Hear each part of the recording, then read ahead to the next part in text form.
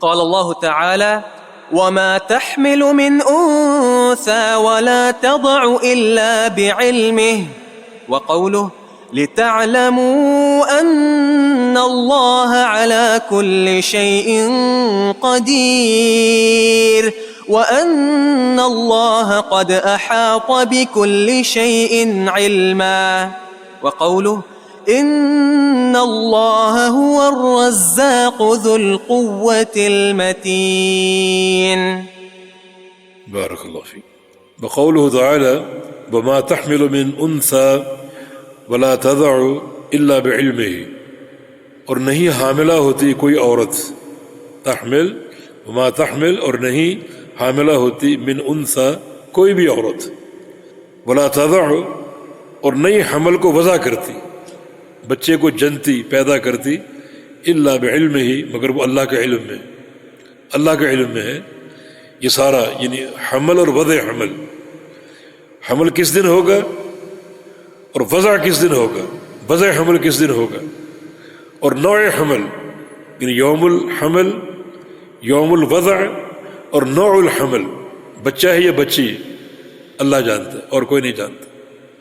یہ تینوں چیزیں، حمل کا دن اور حمل کے وضع ہونے کا دن اور حمل کی نوعیت، لڑکا یا لڑکی، یہ اللہ کے علم ہے۔ آپ سوال کریں گے، ایک شبہ وارد کرتے ہیں کہ ڈاکٹر بتا دیتے ہیں ان کے پاس ایک آلہ ہے، لڑکا ہے لڑکی ہے، علم تو ظاہر ہو گیا، علم تو افشا ہو گیا۔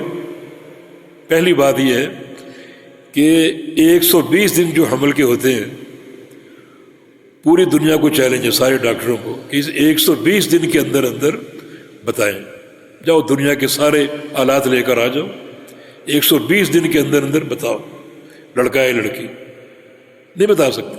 40 دن نطفہ کی شکل ہے، 40 دن خون اور 40 دن لوتھڑا گوشت کی بوٹی، یہ 120 دن ہوتے ہیں۔ ان 120 دنوں میں ساری سائنس اور وسائل جمع کر لو، بتاؤ لڑکا ہے لڑکی۔ 120 دن پورے ہوتے ہیں، اللہ اپنے علم کو ظاہر کرتا ہے ملائکہ کے سامنے، لڑکا ہے یا لڑکی ہے، عمر کتنی ہے، موت کب آئے گی، اور شقی ہے یا سعید ہے، نیک ہے یا بد ہے۔ اب وہ علم افشا ہو چکا ہے، ملائکہ کو بتا دیا گیا، 120 دن تک علم غیب تھا، اب وہ افشا ہو چکا ہے، ملائکہ کے علم میں آ گیا۔ جب افشا ہو گیا تو اللہ تعالیٰ نے انسانوں کو بھی توفیق دے دی کہ ایسے آلات انہوں نے تیار کر لیے، ان آلات کی مدد سے وہ بتا دیتے ہیں کہ لڑکا ہے لڑکی۔ لیکن اگر کسی کو دعویٰ ہے تو یہ 3 مراحل ہیں، یعنی مضغہ تک بتائیں اس میں لڑکا ہے لڑکی، اور سائنس بھی بتاتی ہے آلات کی مدد سے، وہ پھر وہ غیب نہیں ہے۔ جب تک میں نے یہ مسجد نہیں دیکھی تھی، میں نہیں جانتا تھا یہ کیا ہے کیسی، اب میں نے دیکھ لی، اب میں بتا سکتا ہوں کتنے ستون ہیں، کتنی صفیں ہیں، چھت کیسی ہے، لائٹیں کیسی۔ ایک چیز جب دیکھ لے تو پھر وہ غیب نہیں رہتی۔ علم غیب بن دیکھے علم، اور بن دیکھے خبر دینا، یہ کمال اللہ رب العزت کا ہے۔ تو یہ ہے اللہ تعالیٰ کا علم۔ یہ آیت کریمہ بھی اللہ تعالیٰ کے علم کی دلیل ہے کہ اس کا علم ہر شے کا احاطہ کیے ہوئے۔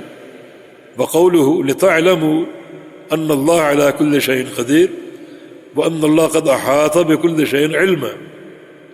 اللہ پاک فرماتا تاکہ تم جان لو، لتعلموا تاکہ تم جان لو، ان اللہ علی کل شیء قدیر کہ اللہ تعالیٰ ہر شے پر قدرت رکھنے والا ہے۔ لتعلموا تاکہ تم جان لو، اس کا معنی جملے میں پہلے کچھ ہے، یہ تاکہ تم جان لو جملہ ناقص ہے۔ پہلے کیا ہے؟ خلق 7 سماوات ومن الارض مثلہن، کہ اللہ تعالیٰ نے 7 آسمان پیدا کیے اور زمینیں بھی اتنی، زمینیں بھی 7۔ تمہیں یہ خبر کیوں دی جا رہی ہے؟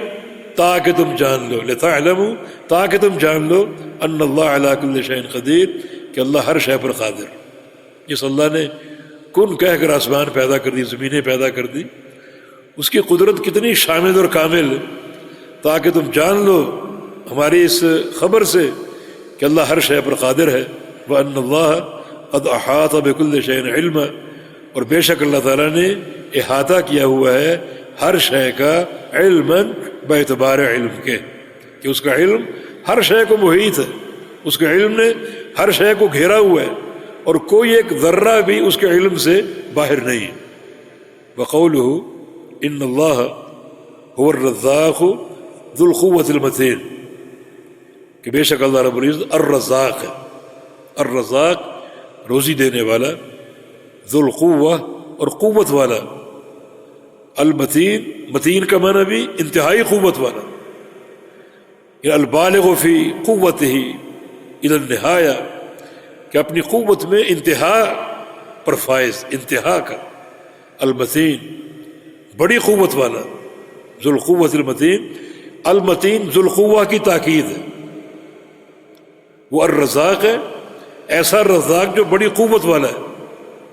یہ علم آپ کو دیا جا رہا ہے، اس علم کا فائدہ بھی تو سوچے نا کیا ہے۔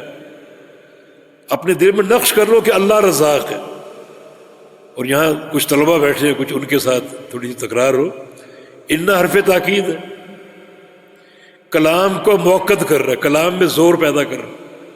بے شک انا کا معنی اللہ، انا کا اسم ہے، هو الرزاق، یہ پھر مبتدا اور خبر، مبتدا اور خبر، ہوا مبتدا، الرزاق خبر، ہوا ضمیر ہے جو کہ معرفہ ہوتی، الرزاق معرف باللام ہے، یہ بھی معرفہ ہے، دونوں معرفہ، جملے کے دونوں جز معرفہ ہیں، مبتدا بھی معرفہ، خبر بھی معرفہ، اور جب مبتدا خبر دونوں معرفہ ہوں تو کلام میں حصر پیدا ہو جاتا ہے، ایک تاکید پیدا ہو جاتی ہے۔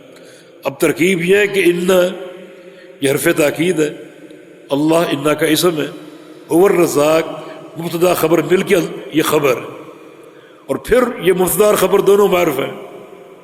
یعنی کتنی تاکید ہے کہ اللہ ہی رزاق ہے، اس کے سوا کوئی رزاق نہیں ہے۔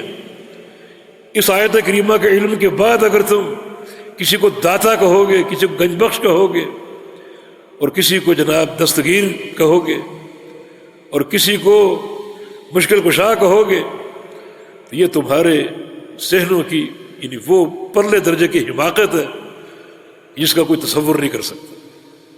اتنی تاکید کے ساتھ اللہ رب العزت فرما رہے، اتنا موقع اس کا انداز کہ میرے بندو میں ہی رزاق ہوں اور کوئی نہیں۔ اور وہ کیسا رزاق ہے وہ ہم نے پڑھ لیا، اربعین نوویہ میں وہ حدیث کہ پوری دنیا اکٹھی ہو جائے، اگلے پچھلے سارے جن بھی انسان بھی ایک میدان میں جمع ہو جائیں، اور سارے مل کے اللہ تعالیٰ سے اپنی حاجتیں مانگیں، جو جی میں ہے مانگیں، اللہ سب کو دیتا جائے، سب کو دیتا جائے، تو سب کو دینے کے بعد بھی اللہ کے خزانے میں اتنی کمی بھی نہیں آئے گی جیسے ایک سمندر میں سوئی ڈبو کر نکال لیں، کتنا پانی کم ہوگا، سوئی ڈبو کر نکالنے سے وہ پانی کی کمی نظر آئے گی آپ کو؟ اللہ کے خزانے میں اتنی کمی بھی نہیں آئے گی۔ اس ذات کو چھوڑ کر یہ در در کے دھکے کھا رہے ہو، تو ان اللہ هو الرزاق، بے شک اللہ ہی رزاق ہے اور کوئی نہیں۔ یہ علم کہاں جائے گا، یہ عقیدہ کہاں جائے گا؟ اس عقیدے سے بغاوت، کتنی جرت ہے انسان میں۔ اللہ کا خوف کرو، اور ان آیات کو، نصوص کو پڑھ کر اپنے عقیدوں کی اصلاح کرو۔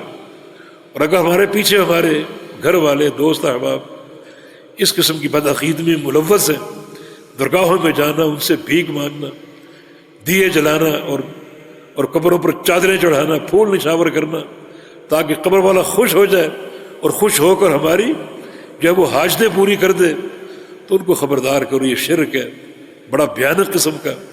اور شرک اگر آ جائے، کوئی نیکی، کوئی عبادت اللہ قبول نہیں کرتا۔ تو کتنی ایک تاکید اور حسر کا انداز ہے کہ ان اللہ هو الرزاق، اللہ ہی رزاق، اور ساتھ سن لو ذو القوہ، وہ قوت والا ہے، المتین قوت کی انتہا کو پہنچا ہوا۔ یہاں دو فائدے ہیں اس جملے کے۔ ایک فائدہ یہ کہ وہ قوت والا کیسی روزی دے گا، تصور کر لو، دنیا میں اور آخرت میں۔ دوسری بات یہ ہے اس کو رزاق اگر نہیں مانو گے تو اس کی قوت سے ڈرو، تمہارے ساتھ کیا سلوک ہوگا، کیسا اس کا عذاب ہوگا۔ ذو القوہ ہے وہ، اس کو رزاق اگر نہیں مانو گے، کسی اور کو داتا بناؤ گے، گنج بخش بناؤ گے، تو اس کی قوت کا پھر تقاضا کیا ہوگا اور کیسے اس کے عذاب کو جھیلو گے؟